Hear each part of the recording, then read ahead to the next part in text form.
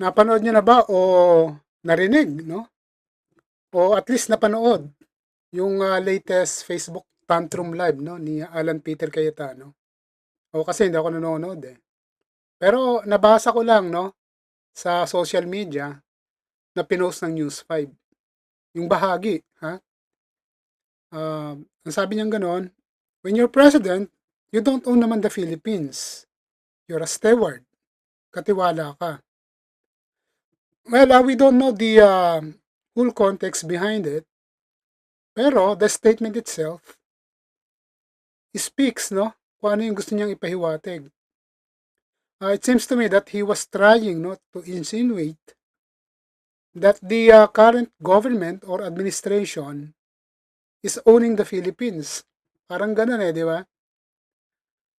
Well, para sa akin at para sa karamihan, no, ng ordinaryong mamamayan, hindi naman ganun talaga yung nararamdaman.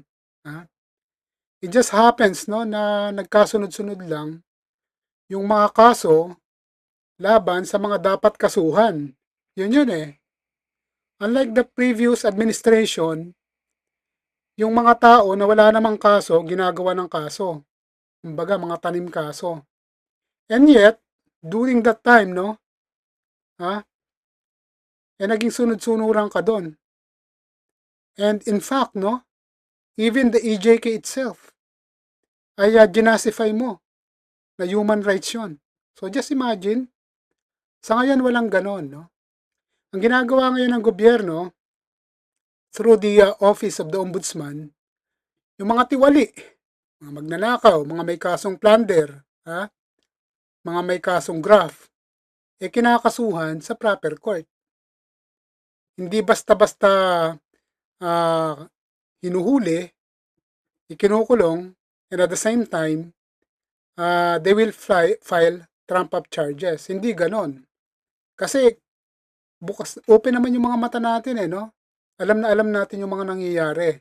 Katulad niyan, let's say for example, si Senator Marcoleta, kaya naman siya napadali eh, yung paghuli sa kanya kasi siya mismo ang umamin, no, sa krimen na kanyang nagawa. So yun eh. So ngayon, ikaw, ang balita ko si Senator Panfilo Lacson, ang dami ng ebidensya laban sa'yo. Ha?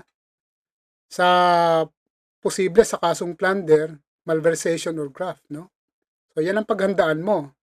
Instead of you crying, no, over the internet, ha, insinuating that this government is owning, no, the Philippines, you're wrong. So might as well prepare, no, for the upcoming case that will be filed against you by none other than Senator Panfilo Lacson.